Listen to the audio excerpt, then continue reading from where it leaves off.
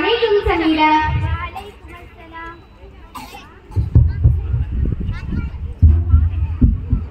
Walaikum Assalam. What are you doing here? I am saying how dirty this place is. Yes, the place is really very dirty. But why is this place so dirty? Because some people throw waste here and there. They do not know how harmful they are. How do they harm? First of all, they make our surroundings dirty and unhealthy. Secondly, heaps of garbages they rot and it was bad. They become the breeding grounds of flies and mosquitoes. I heard they spread diseases like cholera, diarrhea, etc. Yes, you are right. Then it is a serious matter.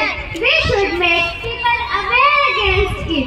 Of course, moreover, dirty things have a negative impact on our body or mind. Then let's do one thing. Let's clean our surroundings on every Friday. Good idea, you know. النظافۃ من الایمان. Cleanliness is a part of our iman. Thank you, Samira, for all this information. You're welcome. Thank